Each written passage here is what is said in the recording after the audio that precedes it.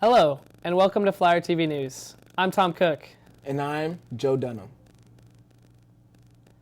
After a quick winter break, we're back in action and working hard to bring you the latest and greatest news from the University of Dayton's campus. Let's get started with some breaking news on Brown Street. Bridget, what do you have to share with us? I'm here outside the El Rancho Grande, where last Monday, 2 masked suspects entered this Mexican restaurant from the back. One suspect forced employees into the cooler while another suspect fired shots into a ceiling. One worker had a gun pointed at her head but managed to escape and flag down police officers across the street. The suspects later fled in a black van without taking anything or injuring anyone. The suspects have not yet been caught. But later that evening, the University of Dayton issued a warning to their students to be alert about the suspects. For more information, stay tuned. I'm Bridget McElhenney, Flyer TV News. Thanks, Bridget. We'll be sure to keep all updated as new information is discovered. And we're glad to hear that things are settling down at one of Brown Street's newest establishments. It is with heavy hearts that we share the loss of one of UD's greatest leaders, Father Jack McGrath. Caitlin Krause is on the scene at the Marianus Brothers house to share more. Father Jack McGrath recently passed away at the age of 81. He was a well-renowned leader, priest, and friend here at the University of Dayton. He was born in Brooklyn and became part of the Marianus community at the age of 18. Later, he graduated from the University of Dayton with a philosophy degree. He then joined seminary school and became a priest in 1966 in Switzerland. He participated in a great deal of community work and also worked in India for a number of years. Many were truly saddened by the news of his death, and he will always be remembered.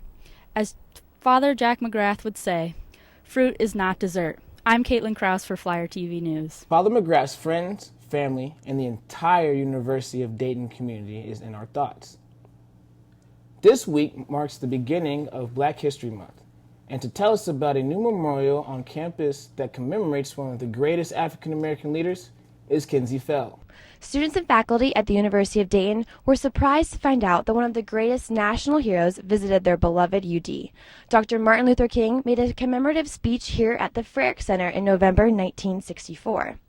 And now the construction has finally been completed for a commemorative monument to honor the work King did to bring justice to all those oppressed in America. Thanks to the help of Brother Gary Marcinowski for heading the project, Dr. Curran and Dr. Benson's support for the beautiful monument that is now situated between Albert Emanuel Hall and Roche Library. There will be a dedication ceremony for Dr. King and a luncheon held at Frick Center on Friday, February 12th at 2:15 p.m. Thanks for your update, Kinsey. Don't miss this new edition when going to and from the library Friday night. I know I'll keep an eye out on my way there, Joe. It's been an exciting start to February for both the basketball teams. Let's send it over to John Bruno, who has an update on both teams and more. Let's talk UD sports, where the seasons are reaching their climaxes and stadium renovations are being discussed. We begin today with the women's basketball team. The season has been somewhat tumultuous for the Flyers, characterized by adversity and trying to piece together an effective style of play.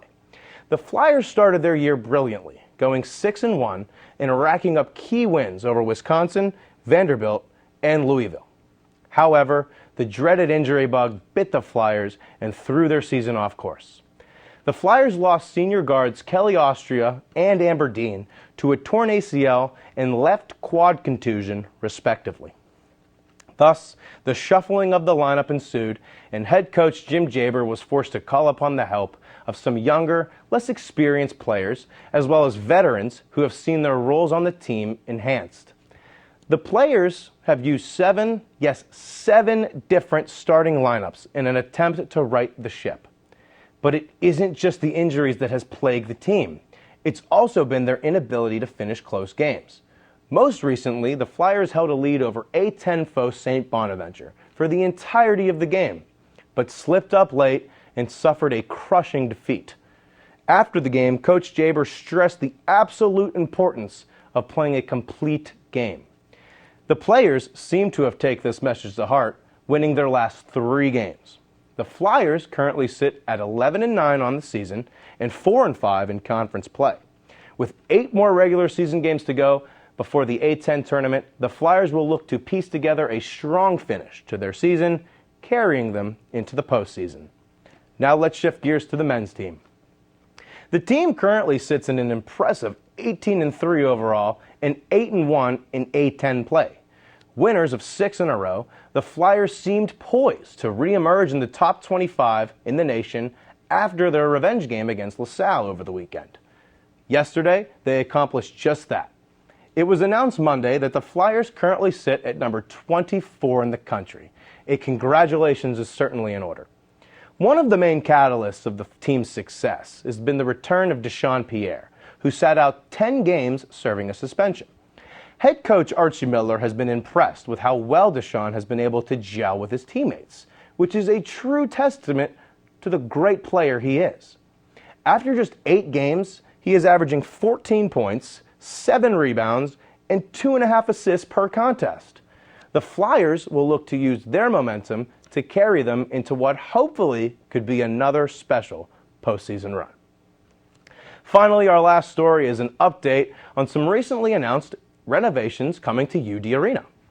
UD Arena will turn 50 in 3 years, and the last major renovation came in 2002, which included the creation of the Time Warner Cable flight deck and suite updates. Vice President and Director of Athletics Neil Sullivan is turning to the student body for their input with a survey asking for feedback about potential renovations. The process is just beginning, so much is expected to change. UD Arena currently sits nearly 13,500 people, and the men's basketball program has finished in the top 30 for attendance for 17 consecutive years. The arena has also hosted more NCAA tournament games than any other venue in the country. The renovations should be an interesting story for some time to come. For Flyer TV News, I'm John Bruno.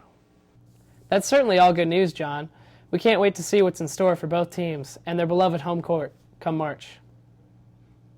That's all we have for this episode of Flyer TV News. For all of our reporters, I'm Tom Cook. And I'm Joe Dunham.